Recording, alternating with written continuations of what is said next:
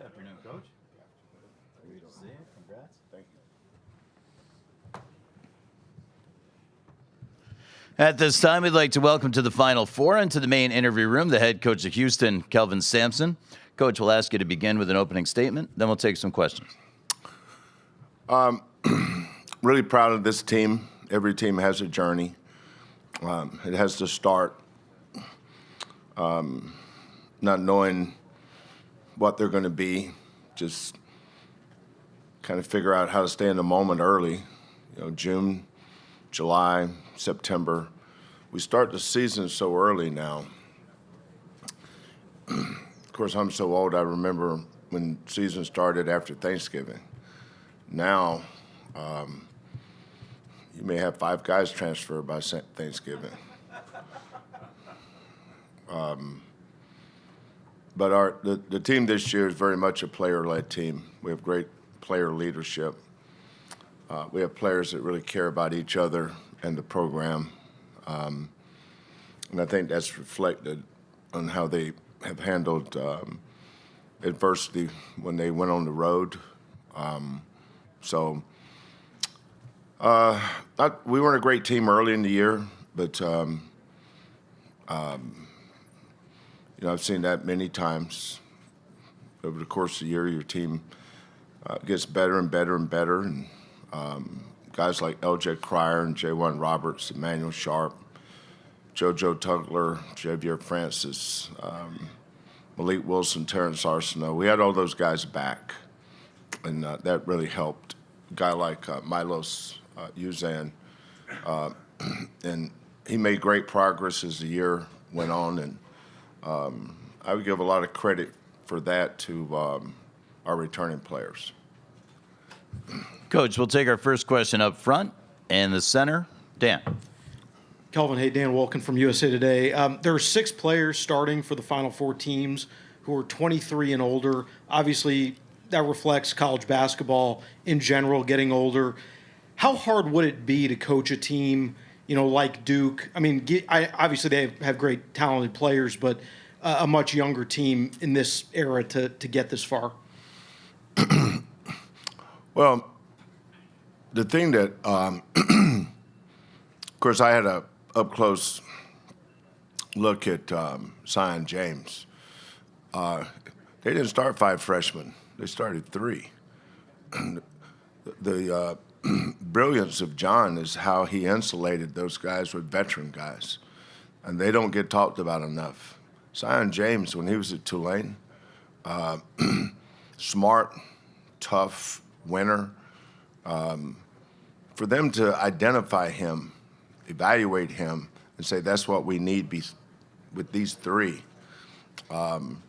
Then Proctor, this will be my 3rd straight year seeing this kid.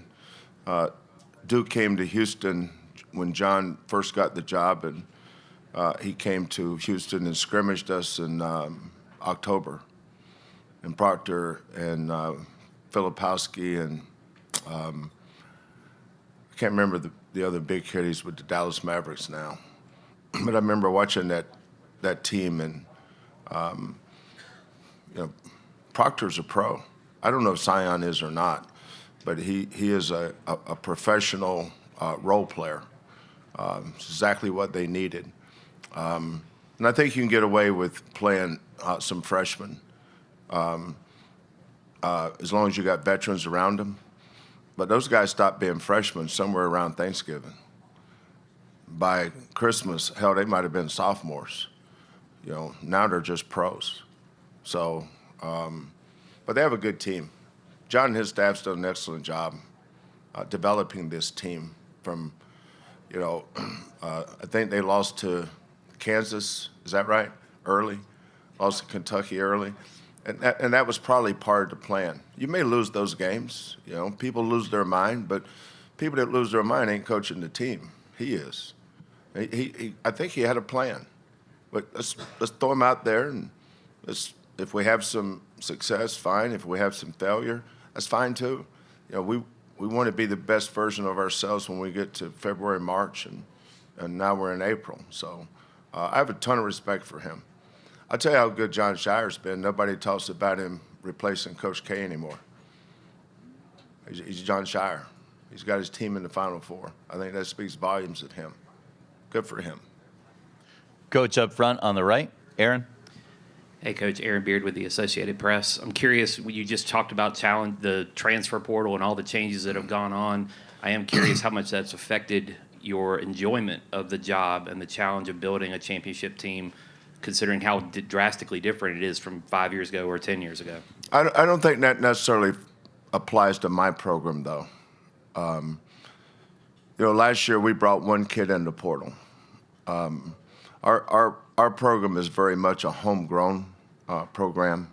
J1 Roberts is in his 6th year with me, this basketball program. Emmanuel Sharp came in as a freshman. Dan was talking about the 23-year-olds. When J1 Roberts came to us, he was 17. Jamal Shedd was 17. Javier France was 17. JoJo Tugler was 17. All our guys come in as freshmen, and they stay. So I've talked to some of the coaches that have retired this year because I wanted their perspective on things. But we just do the best we can, running our program the best way that we know how to run it. And I love coaching basketball. I love teaching. I don't know what I would have been good at had I not been a coach, because that's the only thing I've ever been. But I think I would have enjoyed being a teacher too, because I enjoy teaching stuff and seeing kids learn and apply it and have success with it. And I choose to focus on that stuff more so than the portal. I believe in the portal. You better. But in the last 3 years, I think we've had 3 portal kids, L.J. Cryer, Damian Dunn, and Milos. Those have been our 3 portal guys. And they've Damian left and went to Pittsburgh, where he did good this year for Jeff. But L.J. and Milos have been great. Coach, back of the room, left of the aisle, Mike. Yes, Kelvin, it's Mike DeCourcy from the Sporting News. I wanted to ask you, in that discussion about the players that have stayed with you for so long, what is it about how you are able to retain guys in this atmosphere, and how much of it is the culture that you built through the program? That is all it is. We put our I think our secret sauce, Mike, has been our staff. We just lost. We're gonna, when the tournament's over, or whenever it's over for us, Quantos will be taking the head coaching position at University of Louisiana. Used to be Louisiana Lafayette, but we all got sophisticated and changed our titles, so they're the University of Louisiana. But to the old guys, it's Louisiana Lafayette. Come on, man. Don't forget where you come from now. But he got the head coaching position there, and he's going to kill it. He's going to be awesome. But Kellen, this is Kellen's 11th year. Hollis Price's 11th year. Quantos' 9th year, I think. Casey Beard, 11th year. Lauren's 10th year. Our players look at our staff as family. All of my auxiliary staff that we have in our program were former managers. I don't take resumes and I don't take phone calls. I hire everything from within. Everybody thinks they need to go hire the best recruiter or the best this. We develop our staff like we develop our players. And that's culture. We don't have a lot of signs in our building. I don't know what those signs mean anyway. But there's one sign that you'll see a lot in our building. It just says culture. It's how you do anything is how you do everything, right? Being on time, treating people with respect, having the right attitude every day, giving great effort every day, and whatever it is you're asked to do. And our kids are pretty good at that. Coach in the back of the room, right of the aisle. Hi, Coach. Kiana Martin with CBS Sports. And there's obviously been a lot of talk about you guys' defense, but on the other side of things, we've seen an uptick in three-point shooting this year in particular. What do you attest that to? And also, how has that maybe changed you guys' ceiling this year? Yeah, I think the difference has been Milos. Emmanuel was a sophomore last year, but Emmanuel had a horrific, traumatic leg injury in April. I think it was April of his junior year in high school. His dad was his high school coach at Bishop Catholic in Tampa. So we called his dad and got him to let him graduate a year early, and so he could come and do all his rehab with our doctors and trainers. But he was a really, really good player, and we knew that once he got going here, he was going to be good. But the key that all our guys have stayed is they've allowed us to develop them. L.J. Cryer was he was outstanding shooter at Baylor with Scott, and the Baylor staff did an awesome job with L.J. I think he had 30 against Creighton in the tournament before he got with us. So it's not like we got these kids and turned them into something they weren't good at. That's why we recruited LJ, was his three-point shooting. So I recruited Emmanuel. But last year, in between those two, was Jamal Shedd. Jamal was not a three-point shooter.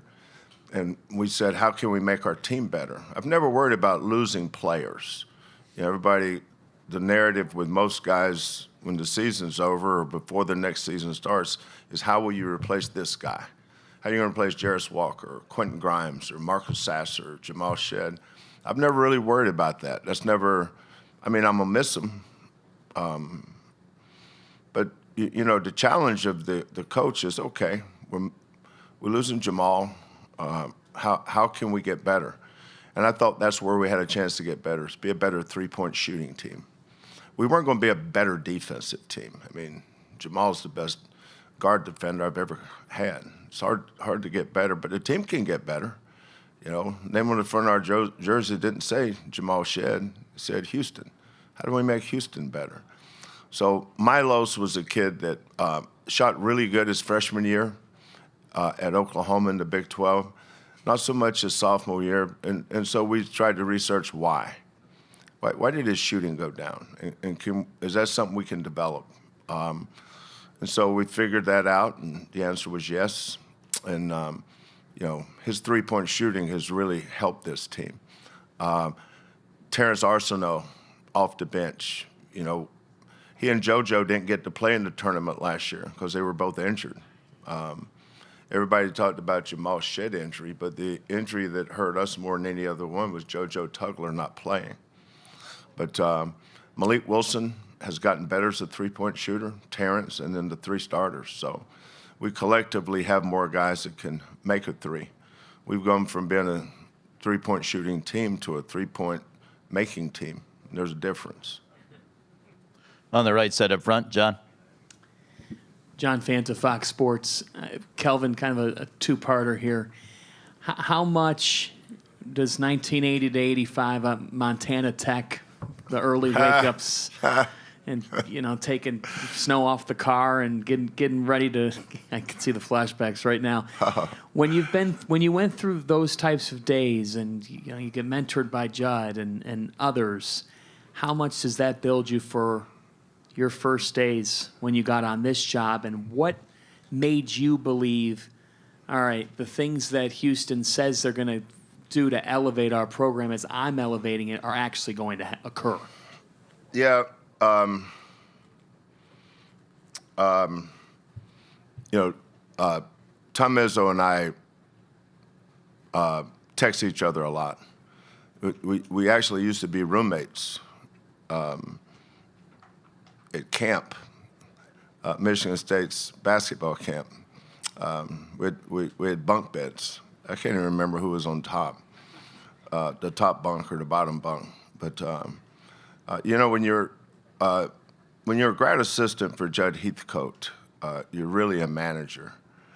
And if you think you're more than that, he'll find a way to remind you if you screw up. And I was always really good at screwing up. But Tom and I would get up so early and go out behind old Jennison Fieldhouse. The old guys know what I'm talking about. New guys only remember Breslin, but there used to be Jennison Fieldhouse. And we would line a court off in the parking lot so we could play. And we had these portable baskets we'd stick up. But Judd's the only reason why I got the job at Montana Tech, and he's the only reason why I became the head coach at 31 years old at Washington State University. So, and Tom and I talk about Judd a lot. Tom said yesterday, he said, if you and I had been playing each other in the Final Four, Judd would have probably been up there wanting to know why we didn't play any zone or something. And he's right, Judd would have found something, that's for sure. But those days for me, as all four coaches here, and there's far better coaches out there than I am that didn't make the Final Four this year. But that's why the feeling of coming here is not one of accomplishment. Is for me, maybe because it's my ages, but it's more gratitude. You know, just grateful that you still have an opportunity to do this. Houston. The only reason I took the Houston job was to get my family back together. We'd been apart. Kellen had just gotten fired. I'd been fired. Kellen got fired. Lauren didn't like her job. So, you know, for me it was, where can I go where they'll let me hire my children?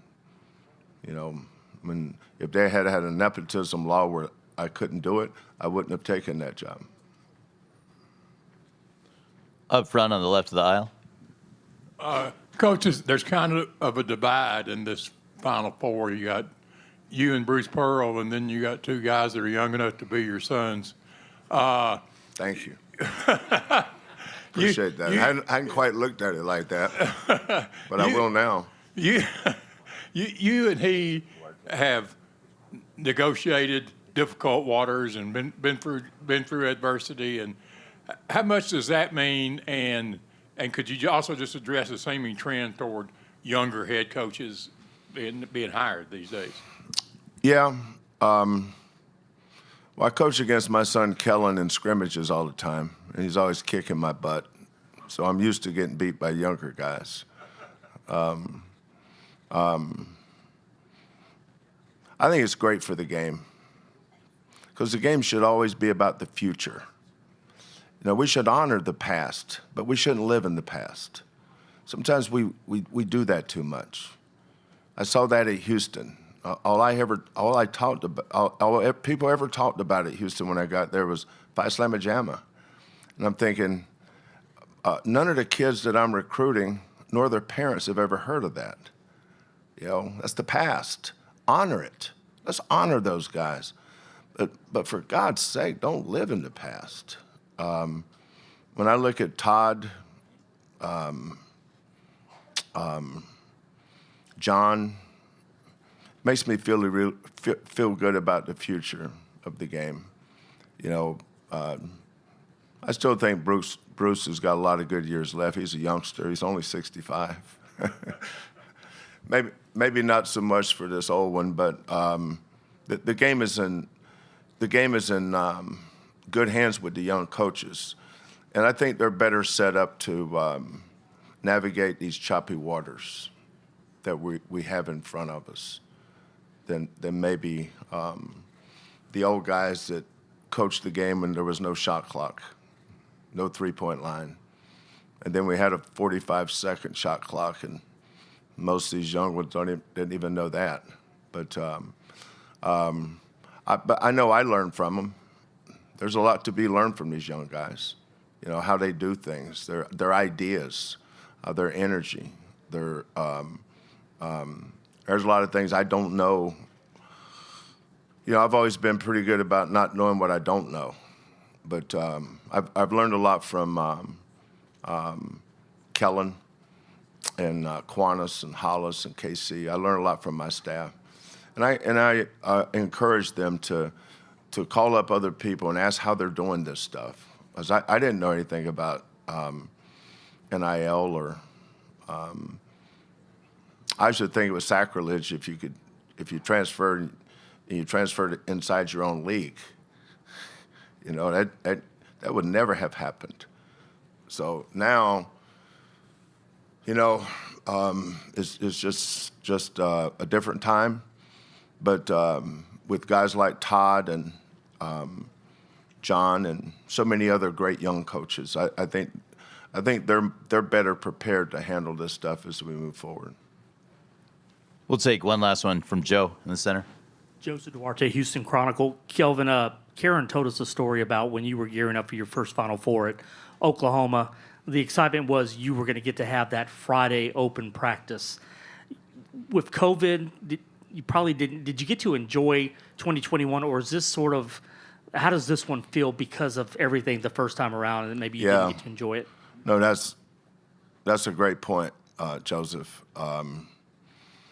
I think everybody that was in the bubble in Indianapolis got cheated out of the experience. You know, the only place we could go was the floor that the elevator opened onto your floor. That was it.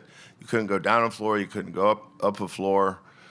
We had to stand in line to get tested before every time we went outside the building to come in. You know, I felt like we were going out to the yard in prison because they took us over to Victory Park to let us run around on the grass, you know. And somebody had the great idea, why don't you go get a football or horseshoes or something? I mean, what do you want us to do? You know, look around and see how we can break out of this place? So that was a different time. It's hard to explain it. I didn't see Karen during the entire time. We played our first game against Cleveland State, and then we played the game to get there in Lucas Oil. So first two games, next two games, and then the next two games was the Final Four. And we left. There were 68 teams, like in two hotels. You know, Indianapolis has those little walkways. You can go from one building to the next. And so, you know, one day I had Porter Moser from Loyola next to me, and then at the end I had Porter Moser from Oklahoma next to me. You know, then I had Mick Cronin over here, and then I had Musselman from Arkansas, and God only knows where he is now. So that was something else. But you know, like coming in here yesterday, the bus we were on had the Final Four logo with our team. The hotel we're staying at. What's the name of the hotel we're staying at? Huh? Yeah, Riverside. The staff there was just awesome. With a mariachi band, you know. For me, fine, but for those kids, for them to get that experience. And then last night we went over to get a meal, and people stopping them, and because they've seen them play, you know, the last 3 or 4 weeks. That's what this is all about. It's a reward. They should be rewarded for what they've accomplished. You know, and tomorrow the public scrimmage, and of course, you know, you're just entertainment for 50 minutes. It's not like we're going to go out there and, you know, bust some drill out. You know, our guys know what we're doing. We had we just had a public practice somewhere. Where was that? Yeah, Indianapolis. So, no, it's awesome. The fact that you guys are here, I mean, we didn't do anything in Indianapolis. We won 4 games and then lost to Baylor. And we could have played Baylor 10 times and not beat them once. That's how much better they were than we were. I want to thank Coach Sampson for rewarding us with his time. Congratulations again, and welcome to the Final Four. Okay, thanks, guys. Thank you, Coach.